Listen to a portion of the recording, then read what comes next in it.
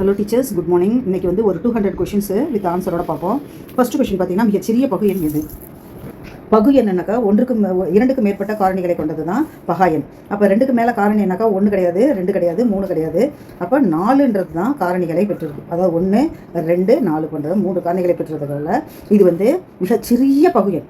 இதே பகா எண்ணன்னு கேட்டுட்டாங்கன்னு வச்சுக்கோங்களேன், இந்த ரெண்டை வந்து பகா எண்ணை சொல்லலாம். ரெட்டை பகா எண்ணெய் எது அப்படின்னு கேட்டாலும் இந்த ரெண்டையை தான் சொல்லணும். ரெட்டை நம்பராக இருந்து பகா எண்ணெய் ஆட் பண்ணுறது இந்த ஒரே நம்பர் தான். மொத்தம் எத்தனை ரெட்டை பகா எண்ணுன்னு கேட்டால் 1. ஆனால் இது வந்து எண்ணிக்கை. இது வந்து எந்த எண் பகா எண்ணெய் ஆட் பண்ணுதுன்னு பார்த்தீங்கன்னா 2. நல்லா கிளாரிஃபை பண்ணிக்கிட்டு ஆன்சர் பண்ணுங்கள். அதாவது 1 to 100 வரைக்கும் 6ல் கொடுத்துருக்காங்க இந்த பகா எண்ணெய். அதில் 1 to 50 வரைக்கும் உள்ளதில் எத்தனை பகா எண் இருக்குன்னாக்கா 15 தான். நான் ஏற்கனவே பகா எண்களை பற்றி டீட்டெயில்டாக வீடியோ போட்டிருக்கேன். பகா எண்ணை பற்றி தெரியாதவங்க அதில் போய் பாருங்கள். 51 to 100 வரைக்கும் உள்ளது பார்த்தீங்கன்னாக்கா 51லேருந்து 100 வரைக்கும் எத்தனை பகா எண் இருக்குன்னா 10 தான். ஆக டோட்டலாக எத்தனை பகா எண் இருக்குது? 25 பகா எண். அப்போ நீங்கள் இதிலே ஒன்று சொல்கிற பாருங்க, 75 பகு எண்ணா 1 to 100ல் 75 பகா எண்ணா இருக்கான்னு கேட்டாக்கா இல்லை, 74 தான் சொல்லணும். இங்கே 1ன்னு இருக்கிறவன் பகா எண்ணிலையும் வரமாட்டான், பகு எண்ணிலையும் வரமாட்டான், தனியாக நின்றுடுவோம். அதனால் நீங்கள் வந்து இதில் கிளாரிட்டியாக இருக்கணும்.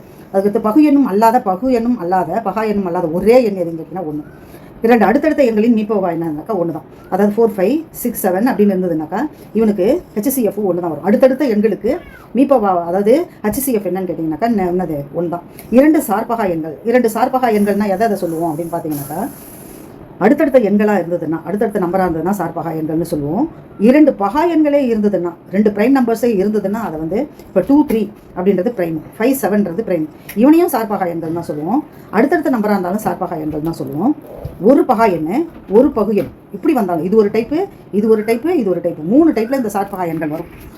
அடுத்தடுத்த எண்கள் வந்தால் சார்பகா எண்கள் தான், அல்லது 2 பகா எண்கள் வந்தாலும் சார்பகா எண்கள் தான், அல்லது ஒரு பகா எண் ஒரு பகு எண் வந்தாலும் இந்த கோப்ரைம் நம்பர்ஸ்னு சொல்லுவாங்க. அதனால் இது நல்லா ஞாபகம் வச்சுக்கோங்க. இது இவங்களுக்கு இந்த மாதிரி 3 டைப்பான சார்பகா எண்களுக்கு HCF என்னன்னு கேட்டாங்கன்னா 1 தான். இங்கே பாருங்கள், 2 எண்களின் பெருக்கற் பலன் எதற்கு சமம்? மீப்போக்காவையும் மீசிமாவையும் 2 பெருக்கணிங்கனாக்கா அதனுடைய மல்டிப்ளிகேஷனே ஈக்குவலாக வந்துடும். 0த்தின் கூட்டல் தலைகீழி எதுனாக்கா 0 தான், 0 தான். பெருக்கல் தலைகீழி ஒரு சிம்பிளாக ஞாபகம் வச்சுக்கோங்க. வரல இப்படி கட்ட வரல இருக்குன்னு வச்சுக்கோங்க, கட்ட வரலையும் மோதிர வரலையும் இப்படி சுருட்டுறீங்க, இப்படி சுற்றி இப்படி காட்டுறீங்க. இது வந்து 0ன்னு இங்கே இருக்கு இல்லையா, அதனால் 0 வந்து கூட்டல் சமணி. பிள்ளைங்களுக்கு சொல்லி தரும்போது இப்படி தான் சொல்லி தருவோம். 0ன்னு ஃபஸ்ட்டு வந்து வரல இப்படி வச்சு காட்டுறோம். வச்சு காட்டும்போது இது வந்து கூட்டல் சமணி. அதுக்கடுத்தது இங்கே 1 வருது இல்லையா, அது வந்து பெருக்கல் சமணியாக ஞாபகம் வச்சுக்கோங்க அப்படின்னு சொல்லிட்டு சூப்பராக இருக்குது அப்படின்னு சொல்லிட்டு காட்டுவோம் இல்லையா. அது இதில் கூட இதில் இருக்குமே, அது மாதிரி கூட்டல் சமணி பெருக்கல் சமணியை நம்ம ஞாபகம் வச்சுக்கணும். இப்போ -5/9 கூட்டல் நேர்மாறு, சிம்பிளாக சைனை மட்டும்தான் மாற்றணும். அதனால் வந்து மைனஸாக இருந்தால் ப்ளஸ் சைன் போட்டணும், ப்ளஸ்ஸாக இருந்தால் மைனஸ் சைன் போட்டணும். பெருக்கல் நேர்மாறுனா அப்படியே அப்சைடு டவுன் ஆகிடும். பகுதி தொகுதியாக மாறிடும், தொகுதி பகுதியாக மாறிடும். என்னது பகுதி வந்து மேலே போய்டும், தொகுதி கீழே வரும், தொகுதி கீழே வரும். இங்கே தொகுதி பகுதின்னு இருக்கும்போது இவன் என்ன செய்வான், தலைகீழாக மாறினவன் பெருக்கல் நேர்மாறு. இங்கே பாருங்கள், இதில் முக்கியமான கேள்வி, இந்த பை என்பது என்ன? What is pi? பையன்னாக்கா விகிதமுறா எண், இர்ரேஷனல் நம்பர். பைக்கு வேல்யூ என்னது 22/7. இவன் யாருன்னு கேட்டிங்கன்னா ரேஷனல் நம்பர். பை வந்து இர்ரேஷனல் நம்பர். 22/7ன்னு கொடுத்துட்டாங்கன்னா அதை வந்து என்ன சொல்லணும் நீங்கள், ரேஷனல் நம்பர்.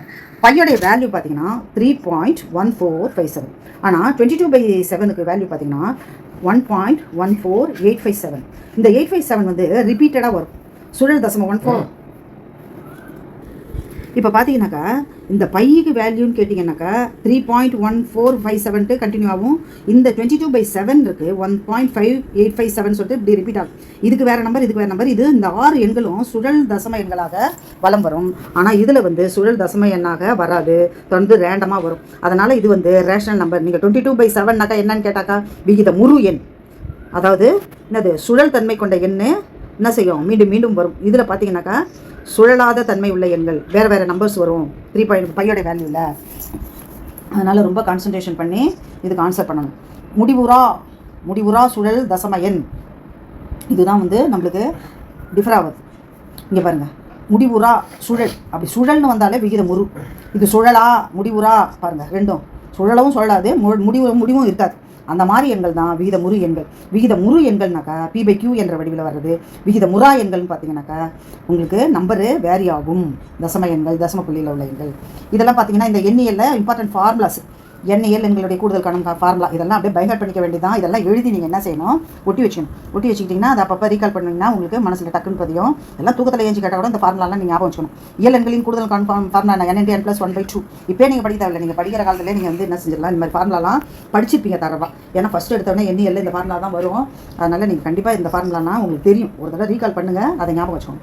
ஒற்றை இயல் எண்களின் கூடுதல், அதாவது ஒற்றை எண்கள்னா என்னது, 1, 3, 5, 7 இந்த நம்பர்ஸ் எல்லாம் ஆட் பண்ணும்போது நம்மளுக்கு என்ன ஆன்சர் வரும், n². இங்கே பாருங்கள், இரட்டை எண்களின் கூடுதல் 2 + 4 + அப்படின்னு வந்ததுனாக்கா இந்த மாதிரி ஃபார்முலா n × n + 1.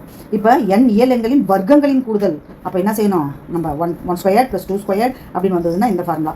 இங்கே பாருங்கள், அதே போல் கணங்களின் கூடுதல் 1³ 2³ அப்படின்னு வந்ததுன்னா அதை வந்து ஃபார்முலா பாருங்கள்.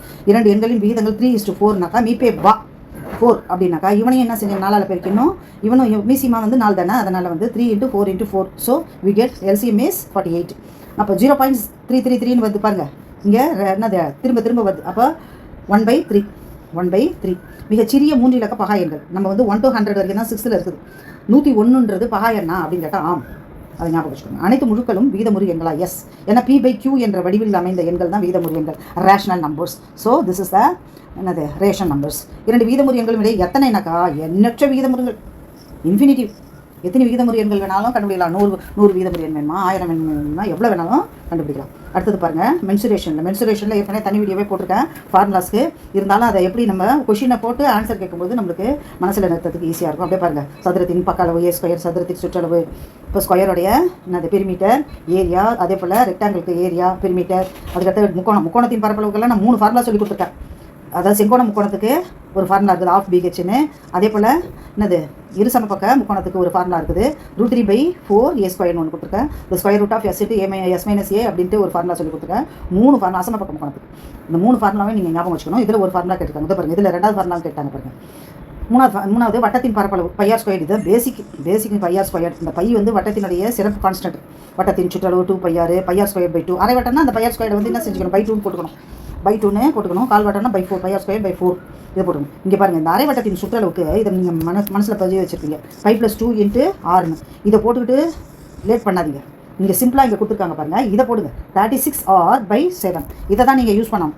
இதை யூஸ் பண்ணிங்கனாலே உங்களுக்கு இந்த ஆன்சர் கிடச்சிடும். அப்போ போய் 22/7 + 2 × 6ன்னு போட்டு டைம் வேஸ்ட் பண்ணாதீங்க. இந்த இதை வந்து ஷார்ட் ஃபார்மே யூஸ் பண்ணுங்கள். 36r/7 யூஸ் பண்ணிங்க இதனுடைய சுற்றுலா கண்டுபிடிக்கும்போது. இணைகரம்னாக்கா என்னது, இணைகரம் என்ன ஷேப்பு, செவ்வகத்தை சாட்சி விட்டது தான் இணைகரம் ஷேப்பு. சாய் சதுரம் உங்களுக்கு காஜி கட்டில் நினைப்பு வச்சுக்கோங்க. இதுதான் வந்து சாய் சதுரம். அது ½ D1 × D2. சரிவகம் ஷேப்பு டக்குன்னு உங்களுக்கு ஞாபகம் வரணும். ஃபார்முலா வந்து கொட்டும். இங்கே பாருங்கள், வட்டக்கோண பகுதி வில்லின் நீளம், இது வந்து θ டிகிரி, θ/360 × 2πr. வட்ட வில்லின் நீளம் L, அதெல்லாம் நாங்கள் ஞாபகம் வச்சுக்கணும். அப்புறம் ஏசி வட்டக்கோண பகுதியின் பரப்பளவு, அதனுடைய ஏரியா கிடைக்கும் A = LR/2. கனச்சதுரம் வந்து என்னது 6 பக்கம் இல்லையா, அதனால் 6a². அப்புறம் கனச்சதுரத்தின் பக்கப்பரப்பு என்னது சர்ஃபேஸு, டோட்டல் சர்ஃபேஸு. இப்போ ஒரு சதுரம் இருக்குதுனாக்கா இதுக்கு என்ன மேலே கீழே இருக்கு இல்லையா, அதனால் வந்து டோட்டல் சர்ஃபேஸ்னும் பொழுது உங்களுக்கு என்னது பக்கப்பரப்புன்னா 4a, டோட்டல்னாக்கா 6a². கனச்சதுரத்தின் கன அளவு A³ இதெல்லாம் பாருங்கள் ஃபார்முலா. இதெல்லாம் தனி வீடியோவே போட்டால். இதில் PDF வேணும்னாக்கா உங்களுடைய இமெயில் ஐடியை ஷேர் பண்ணுங்கள், நான் உங்களுக்கு PDF லெவலில் அனுப்பிச்சி விட்றேன். அதை பிரிண்ட் அவுட் எடுத்து நீங்கள் ஊட்டி வச்சுக்கிட்டு கூட நீங்கள் ஞாபகம் வச்சுக்கலாம். அப்புறம் உருளை என்னது என்ன ஷேப்பாக அதை நம்ம கண் முன்னாடி கொண்டு வந்துடணும். உருளையின் கன அளவு, கூம்பின் வலைப்பரப்பு, கூம்பின் சாய் உயரம், கூம்பின் கன அளவு. இதில் 1/3 πr²h. கோலத்தின் பாருங்கள், கோலம்னாலே லட்டு தின்ன ஆசையா லட்டு தின்ன ஆசையா, அதனுடைய பரப்பளவு ஞாபகம் வச்சுக்கோங்க. அரைக்கோளம் பாதி ஸ்பியர். அரைக்கோளத்தின் மொத்த பரப்பளவு 3πr². அரைக்கோளத்தின் கன அளவு, ஒரு வட்ட கணத்தின் ஆரம் 2 மடங்கானால், இது மாதிரி ஒரு ஆரம் ரைஸ் ஆச்சுன்னா பரப்பளவு நான் தனி வீடியோவே போட்டிருக்கேன் உங்களுக்கு, 4 மடங்காகும். சதுரத்தின் பக்க அளவு 10% அதிகரித்தால், இதெல்லாம் இது அதிகரித்தால் பரப்பளவு என்ன ஆகும்னு சொல்லிட்டு உங்களுக்கு தனி வீடியோவே இருக்குது, அதை போய் பாருங்கள். உள்ளிடற்ற உருளையின் கன அளவுக்கான சூத்திரம். உள்ளிடற்ற உருளைனாக்கா நல்லா ஞாபகம் வச்சுக்கோங்க, இது ஒரு உருளை, அது உள்ளே பார்த்தீங்கன்னா ஹாலோவாக இருக்கும். அதுக்கு தான் உள்ளிடற்ற உருளைன்னு சொல்கிறாங்க. Hollow cylinder. 1 லிட்டர் என்பது எத்தனை கியூபிக் சென்டிமீட்டர், 1000 cm3. அப்புறம் அல்ஜிப்ராவில் பார்த்தீங்கன்னா இதெல்லாம் வந்து சினிமா புகழ் அல்ஜிப்ரா இது ஐடென்டிட்டிடா அப்படின்னு சொல்லிட்டு பிள்ளைங்கிட்ட சொல்லுவேன். ஏன்னா எல்லா சினிமாவிலையும் பார்த்தீங்கன்னா மேக்ஸ் டீச்சர் பார்த்தீங்கன்னா இந்த ஐடென்டிட்டியை தான் விளக்கம் கொடுப்பாங்க. இது 7th ஃபஸ்ட்டு வர identity, square root identity. A+B² = A² + 2AB + B². இதுதான் பேஸ். இவனை நீங்கள் நினைப்பு வச்சுக்கிட்டிங்கன்னா அதுக்கு பின்னாடி வர 7 ஐடென்டிட்டியும் ஆட்டோமேட்டிக்காக இதை வச்சே டெவலப் பண்ணிக்கலாம். அதனால் முக்கியமான ஐடென்டிட்டி இது. A+B² = A² + 2AB + B². இதை வந்து ஒரு 25 தடவை சொல்லி பாருங்கள். மற்ற இதெல்லாம் கொஞ்சம் வித்தியாசத்தில் நம்ம படிச்சிடலாம். அடுத்தது பாருங்கள், 3வது ஐடென்டிட்டி பாருங்கள், 4வது ஐடென்டிட்டி, 5வது ஐடென்டிட்டி. A³ + B³ அப்படின்னாக்கா இதனுடைய காரணிகள். இதெல்லாம் நீங்கள் ஞாபகம் வச்சுக்கணும். இதெல்லாம் ஃபார்முலாஸ். டக்கு டக்குன்னு அதை புரிஞ்சு படிச்சிங்கனாக்கா உங்களுக்கு ஈஸியாக ஞாபகம் வரும். லீனியர் ஈக்குவேஷன் அதிகபட்ச அடுக்கு பார்த்தீங்கன்னா லீனியர்னு சொல்லிட்டான், அதனால் வந்து அதனுடைய பவர் என்ன ஒன்று தான். இருபடி சமன்பாடு குவாட்ரிக் ஈக்குவேஷன் பார்த்தீங்கன்னாக்கா ax² + bx + c. இந்த டெல் டெல்டா b² - 4ac. இப்போ டெல் வந்து கிரேட்டராக இருந்ததுன்னா அதனுடைய ரூட்ஸ் எப்படி இருக்கும் அப்படின்னு பார்த்தீங்கன்னாக்கா ரியலாகவும் இருக்கலாம், அல்லது வெவ்வேறு ரூட்ஸாகவும் இருக்கலாம். அதுக்கடுத்தது ஈக்குவல் டு 0வாக இருந்ததுனாக்கா ரியலாக இருக்கலாம், ஈக்குவலாக இருக்கும். ஈக்குவல் டு 0வாக இருந்ததுனாக்கா ரியலாகவும் இருக்கும், ஈக்குவலாகவும் இருக்கும் பாருங்கள் ரூட்ஸ். அப்புறம் டெல்டா வந்து சின்னதாக இருக்குது, 0வை விட சின்னது அப்படின்னாக்கா இமேஜினரி. ரியல் அண்ட் என்னது மெயின் மூலங்கள் இருக்காது, ரியலாக இருக்காது, கற்பனை மூலங்கள். இருபடி சமன்பாட்டின் மூலங்கள் என்னது ஆல்ஃபா + பீட்டா என்ன -b/a. இருபடி சமன்பாட்டின் மூலங்களின் பெருக்கல் என்ன ஆல்ஃபா பீட்டா என்ன அப்படின்பது c/a. இதெல்லாம் நீங்கள் இப்போ அப்படியே பைஹார்ட் பண்ணிக்கோங்க. x² - 5x இதுக்கு என்னது சமன்பாட்டின் காரணி. இது காரணிகளை வந்து கண்டிப்பாக கேட்பாங்க, நீங்கள் காரணிப்படுத்த தெரிஞ்சுக்கணும். ஒரு 4-5 ஈக்குவேஷனுக்கு காரணியை வந்து நீங்கள் டக்கு டக்குன்னு போடுற மாதிரி ப்ராக்டிஸ் பண்ணிக்கோங்க. ஒரு 4-5 ஈக்குவேஷனை தான் வந்து அடிக்கடி காரணிகளாக கொஷின் ரிப்பீட் ஆகுது. ஒரு பல்லுறுப்புக்கோவையின் பூஜ்யங்களின் எண்ணிக்கை அந்த பல்லுறுப்புக்கோவையின் படியை பொறுத்தது. மாறிலி பல்லுறுப்புக்கோவையின் அதை கான்ஸ்டன்ட் பாலினாமியல் என்னென்ன 0. பூஜ்ய பல்லுறுப்புக்கோவையின் படி என்ன வரையறுக்கப்படவில்லை. இதே மாதிரி நீங்கள் பாருங்கள் a + b = 0, a³ + b³ + c³ என்ன அப்படின்னு கேட்டாக்கா 3abc. எல்லாம் ஷார்ட்டாக பார்த்துக்கணும். எல்லாம் பார்த்துட்டு அப்போ போய் நீங்கள் ஐடென்டிட்டியை போட்டு டெரிவ் பண்ணிட்டு இருக்கக்கூடாது. அதே போல் x + a × x + b இது ஐடென்டிட்டி தான் இது, அதனால் இதை நீங்கள் மனப்பாடம் பண்ணிக்கணும். இங்கே பாருங்கள் ஏற்கனவே நான் சொல்லிக் கொடுத்தேன். x + 1/x = 2 அப்படின்னா என்னது x² + 1/x² என்ன அப்படின்னு கேட்டாக்கா இந்த வேல்யூவை வந்து ஸ்கொயர் பண்ணிக்கிட்டு -2 பண்ணிடணும். அதுதான். சப்போஸ் 4னு கொடுத்துருந்தாங்கன்னு வச்சிங்களேன், n² - 2வை மறுபடியும் ஸ்கொயர் பண்ணணும். இந்த x⁴ - 1/x⁴ கேட்டாங்க, +x⁴ கேட்டாங்கன்னா என்ன செய்யணும், இதை வந்து ஸ்கொயர் பண்ணிக்கணும். இது 3ன்னு கேட்டாக்கா அதுக்கும் ஃபார்முலா சொல்லி கொடுத்துருக்கேன், போய் பாருங்கள். இங்கே பாருங்கள் ஒரே கொஷினு மறுபடியும் இது 3 கொடுத்து வேல்யூ போட்டிருக்காங்க பாருங்கள். இதே மாதிரி உங்களுக்கு இந்த 200 கொஷின்ஸும் உங்களுக்கு ஈஸியாக இருக்கும். இது அப்படியே ஒரு தடவை பார்த்துங்க. முக்கால்வாசி இதில் இதை பாருங்கள் a⁻0 = anything ⁻0 = 1. இப்போ என்னது 1000⁻0 இருந்தாலும் நம்மளுக்கு 1 தான் கிடைக்கும். அதனால் இது 1. அந்த அடுக்குக்குறி விதிகளை நீங்கள் ஞாபகம் வச்சுக்கோங்க. பவருக்கு பக்கத்தில் பவர் கொடுத்துருந்தாங்கன்னா a⁻mn என்னது டிவைடட் பைனாக்கா மைனஸ் பண்ணிக்கணும், கழிச்சிடணும். அதே பெருக்கல்ல வந்ததுனாக்கா கூட்டிக்கணும். இங்கே பாருங்கள் அடுத்தது லைஃப் மேத்தமெட்டிக்ஸில் தனி வட்டிக்கான ஃபார்முலா என்னது P/n/100. இது வந்து 7th போர்ஷனு ஃபார்முலா. இங்கே பாருங்கள் கூட்டு வட்டினாலே a = p × 1 + r/100 the whole power n. pன்றது பிரின்சிபல். அதுக்கடுத்து அரையாண்டுக்கு ஒரு தடவை பார்க்குறாங்க அப்படின்னாக்கா 2n/200 அதை பார்த்துக்கணும். காலாண்டு அப்படின்னா 4n/400 வரும். கூட்டு வட்டிக்கும் தனி வட்டிக்கும் என்ன ஃபார்முலா அப்படின்னாக்கா p × r/100 the whole squared. ரொம்ப ஈஸியாக இருக்கும். தனி வட்டி சிஎஸ்னா காம்பவுண்ட் இன்ட்ரெஸ்ட், எஸ்ஐனாக்கா சிம்பிள் இன்ட்ரெஸ்ட். இங்கே பாருங்கள் லாப சதவீதம் கணக்கிடும் சூத்திரம் என்ன? லாப சதவீதமோ நஷ்ட சதவீதமோ அடக்க விலை மீது தான் காணப்படும். அடக்க விலையை தான் கீழே போடணும். எவ்வளோ லாபமோ நஷ்டமோ மேலே போட்டு × 100 போட்டு முடிச்சிட வேண்டியதான். அதுக்கடுத்து பாருங்கள் தள்ளுபடினாக்கா குறித்த விலை மீது கணக்கிடப்படும். அடக்க விலை காணும் சூத்திரம். பொருளின் அடக்க விலை நேர்மாறல் எதிர்மாறல் ஏற்கனவே சொல்லியிருக்கேன். PDH / W. இந்த சமுதாயத்தில் W வந்து கீழே இருக்கு பாருங்கள், அதாவது விமன் அப்படின்னு நினைப்பு வச்சுக்கோங்க. அப்போ PDH / W. அதே போல் இங்கே இந்த ரைட்டில் 1 போட்டுங்க, லெஃப்ட்டில் 2 போட்டுங்க, வேலையை முடிச்சிடுங்க. அது ஈஸியாக இருக்கும்.